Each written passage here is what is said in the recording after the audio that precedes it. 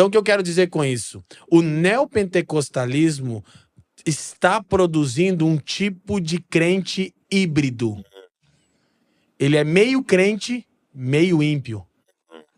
Porque ele diz abraçar algumas verdades do evangelho, mas sua vida é norteada pelos valores dessa era perversa. Sim. Então aqui já é o spoiler da nossa conversa, porque para mim esse é o principal problema do neopentecostalismo. Então assim, Paulo também vai dizer que o ministério dele era como alguém que oferecia oferta ao Senhor. Então inclusive ele fala que os gentios eram a oferta do ministério dele a Deus. Sim. Como eu vou apresentar híbridos ao Senhor? Entendi. Não, o evangelho fala de regeneração. Então, hoje o que é muito comum no neopentecostalismo gourmetizado? O neopentecostalismo periférico, ele é literalmente essa coisa que virou meme no Brasil. E a gente tá cheio de contas aí no Instagram para se divertir. Que é coisa que chega a ser, como os antigos diziam, tem que rir para não chorar. Então isso é muito fácil de ver. É empobrecido culturalmente, é ignorante. Mas o neopentecostalismo gourmetizado, Douglas, ele mistura sementes. Ou seja, é um pouquinho de evangelho, um pouquinho de alta performance. Tá. Um pouquinho de evangelho, um pouquinho de misticismo. E aí ele está produzindo um tipo de crente híbrido. E ele também acaba conferindo segurança de salvação para pessoas que não têm evidência de salvação. Então, uma coisa muito comum no neopentecostalismo gourmetizado, né, /church, e aí a gente vai melhorar a crítica aqui já, Douglas, porque ele produz um tipo de discípulo híbrido. Não são pessoas que demonstram o caráter de Cristo. Não são comunidades que são saudáveis. Então, a gente está realmente diante de um problema muito grave. Por quê? Porque a gente está misturando a semente, ok? Evangelho e mais um pouco de vãs filosofias humanas, sejam elas de qual natureza for, que está produzindo um tipo de lavoura, um tipo de povo, um tipo de igreja, entre muitas aspas. Então isso é realmente complicado. E é interessante o que você está dizendo, porque realmente, por que há uma alteração, por exemplo, se a gente pegar esse exemplo que você está dando da agricultura, né? Então hoje, por exemplo, você vai no mercado, você tem uva sem semente, né? Você consegue lá uma melancia sem semente. Então, eles estão falando, poxa, várias frutas você vai comer, tem muito agrotóxico, tem as coisas. Mas por que isso acontece? Porque isso gera um crescimento mais rápido, né? Então, quando uma mentalidade marqueteira entrou na agricultura, né, começou então a própria agricultura gerar veneno. E isso que eu percebo que aconteceu, o marketing entrou. Então, quando eu comecei a aprender sobre marketing, uma das coisas mais simples do marketing é a seguinte: você tem que saber quem é seu público-alvo, então você faz uma análise dele ali. E aí, o que ajuda muito a vender é você descobrir duas coisas: quais são as dores dele e quais são os sonhos dele.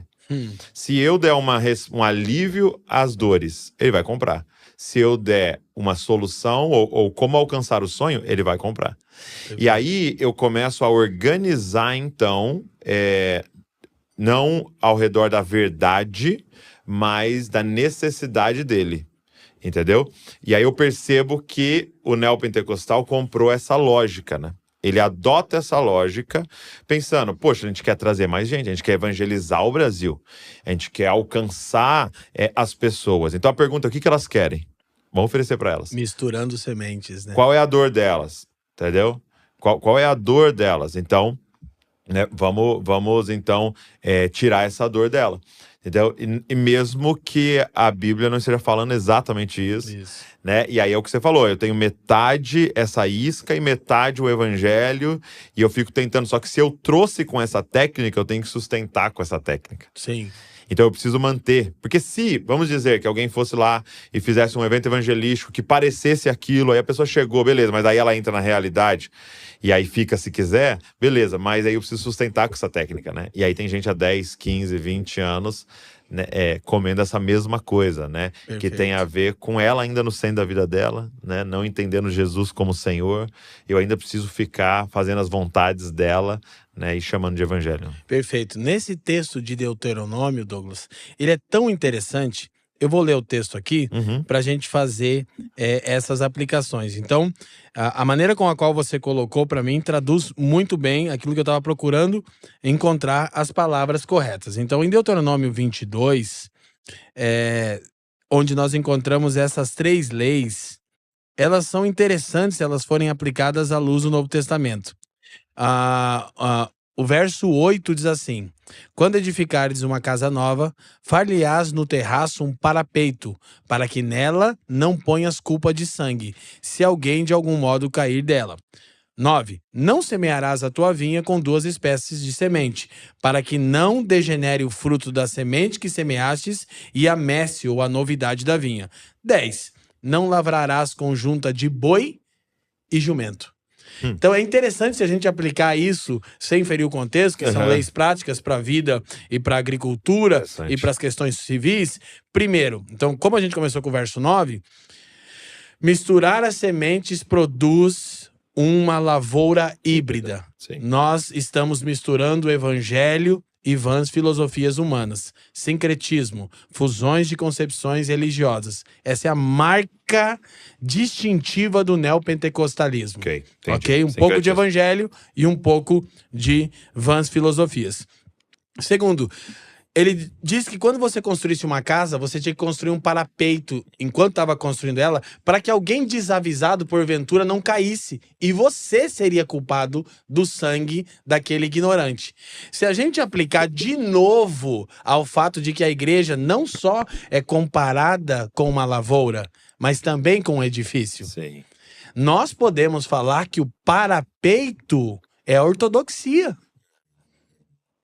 Nós podemos falar de um tipo de proteção. Nós somos responsáveis pelas pessoas que congregam conosco como pastores locais. Isso que você disse, né? Eu declarar, você tá salvo.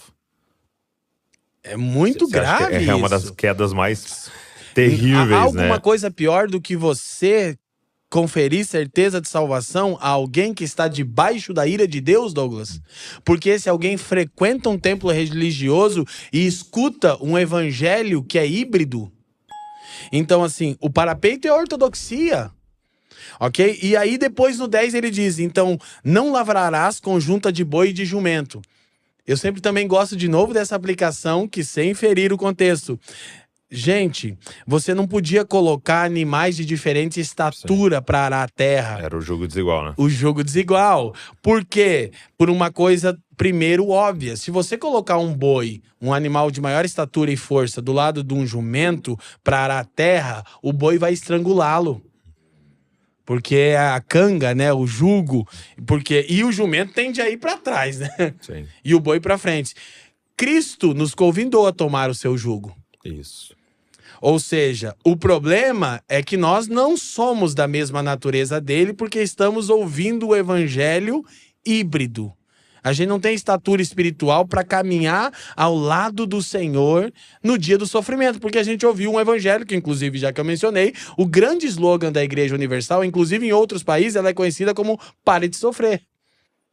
Isso é o neopentecostalismo que cresceu como movimento social periférico. O gourmetizado, alta performance, não tem esse cunho negativo, tem uma conotação positiva. Entendi. Entendeu? Tem uma diferença aqui. Porque um era o vamos tirar o sofrimento e agora vamos realizar o sonho, né?